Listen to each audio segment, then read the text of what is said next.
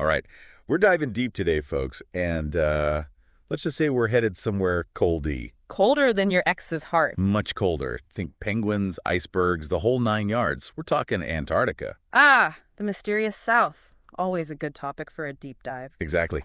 And today, we're going beyond the usual stuff, the penguins and the ice, to explore some truly wild claims about Antarctica. Oh, this is where it gets interesting. Lay it on me. Think hidden Nazi bases, ancient civilizations lost to time, maybe even some UFO encounters. We got it all. Hold on, hidden Nazi bases, UFOs. Sounds like someone's been reading too many conspiracy theory blogs. Maybe, maybe not. But hey, isn't that part of the fun? We're going to be dissecting an audio clip packed with these kinds of theories, these Antarctica secrets, and we'll see what holds water. Sounds like a plan. I'm always up for separating fact from fiction. All right, so the first thing this audio clip throws at us, it's a map. And not just any map, it's a map from, get this, 1929, that supposedly shows Antarctica's coastline, the whole coastline, before it was covered in ice. 1929. But that's way before Antarctica was officially discovered, right? Like hundreds of years too early. Exactly. So the question is, how could anyone have mapped it back then? If the ice was already there, how did they know what was underneath? Well, there are some theories floating around about that. Some folks believe there were ancient seafaring civilizations, way back when, who had some surprisingly advanced cartographic knowledge. Like, they knew how to map stuff we thought was impossible. So maybe the ancient Egyptians weren't just hanging out in the desert. Maybe they were sailing down to Antarctica for vacation. Hey, I'm not ruling anything out at this point. Of course, there's always the chance of misinterpreting the map. Maybe it's not even depicting Antarctica at all, It could be another landmass entirely. Okay, fair enough. A little cartographic mystery to kick things off. Now, the audio clip then jumps to something totally different. Nazis. Specifically, it claims Hitler was obsessed with Antarctica. Yes. The Nazis and their supposed love for the occult and weird science. Always a crowd pleaser. Right. So this clip says Hitler sent expeditions to Antarctica, and they supposedly found something incredible. A massive warm water cave. Warm water in Antarctica. Yeah.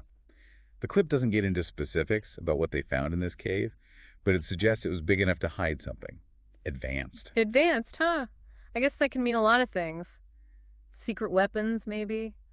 Or a hidden base, like you mentioned earlier. Well, it is important to remember the historical context here. The Nazis were big on ancient myths and obsessed with finding advanced technologies. Absolutely. Their whole ideology was built on these ideas of Aryan supremacy, finding lost knowledge and powerful artifacts to prove their dominance. It's not a stretch to think they might have looked at Antarctica as a potential source for that. Yeah, like maybe they thought they could find Atlantis down there or some other lost civilization. Exactly. Or maybe they saw it as a potential refuge, a last stand in case they lost the war, a remote continent with a hidden base.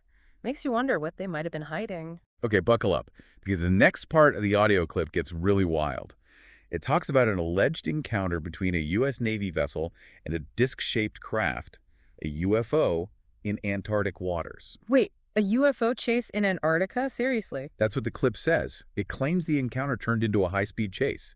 And get this, the UFO won. Won? What does that even mean? Yeah, the clip is vague on the details, but it suggests the ship didn't exactly make it out unscathed. Look, I'm all for exploring wild theories, but let's be realistic. We need verifiable evidence for something like this. There could be a million explanations, right? Misidentified aircraft, natural phenomena. Right, like maybe some weird weather effect. Exactly. We can't just take every UFO story at face value, especially those from the Cold War era. There was a lot of misinformation flying around back then. True. Disinformation and all that. Okay, next up, this audio clip drops another bombshell. It claims that Hitler believed Antarctica was the location of the lost city of Atlantis. And not just Atlantis, but also the Holy Grail. Powerful artifacts, you name it, all hidden down there in the ice. Of course he did. Why not throw Atlantis in the mix? It's like a conspiracy theory bingo card at this point. Right, but this idea ties into the whole Nazi fascination with the occult. And it brings us to a real organization, the Honor Bay. They were this Nazi research group, but they weren't exactly known for their conventional methods. Ah, yes, the Honor Bay. Now, those guys were interesting. On one hand, they did some legitimate scientific research, but on the other hand, they were pretty deep into the occult, like really deep. Yeah, their interest in Atlantis, ancient myths, and paranormal stuff, It's pretty well documented. And it definitely played a part in their agenda. The question is, to what extent did these beliefs actually influence what they were doing in Antarctica? Right. Were they really searching for lost artifacts and magical powers, or was that just a side project? Good question. We may never know for sure. Okay, so we've got ancient maps, Nazis, UFOs, Atlantis. Hmm. What else could this audio clip possibly throw at us? Well, get ready because it introduces another secret society, Hmm. the Vril Society. Wait a minute, another one. So we have the Nazis, who are already obsessed with the occult, and now we have a whole other secret society that's even more mysterious. That's what the clip claims. Mm. Apparently, this Vril Society predates the Anunnaki, and they claim to have knowledge of some super advanced technology. What kind of technology? Don't tell me they had flying saucers, too. That's exactly what it says. Instructions on building a flying disc, powered by something called Vril energy. Vril energy, never heard of it. Me neither. But hey, who knows? Maybe they were tapping into some source of energy we haven't even discovered yet. I'm all for open minds, but sometimes you gotta draw the line. We're talking about secret societies and energy sources that sound like they came straight out of a science fiction novel. I think a healthy dose of skepticism is in order here. Agreed. But then the audio clip mentions this guy, Victor Schauberger. He was a real person, a brilliant Austrian inventor, known for his work with water and energy. Mhm. But according to this clip, he also helped build a flying disc for the Vril Society, and maybe even a whole fleet of them. Victor Schauberger. Now, that's a name I recognize. He was a fascinating guy, way ahead of his time. He did a lot of pioneering work in biomimicry and fluid dynamics. Yeah. Like, he believed in harnessing the power of nature, using its principles to create new technologies. Right. So it's not entirely crazy to think he might have stumbled onto something revolutionary, even if it wasn't a flying saucer. Exactly. Yeah. His documented work is already mind-blowing enough. We don't need to add flying saucers to the mix to make him interesting. Well, this whole deep dive has been a wild ride. Ancient maps, Nazi expeditions, UFO encounters, Atlantis, secret societies, a brilliant inventor who may or may not have built flying saucers. It's almost too much to process. I know, right? It's like we've gone through the looking glass and into some alternate reality where anything is possible. So with all these claims and theories about Antarctica swirling around, what are we supposed to make of it all?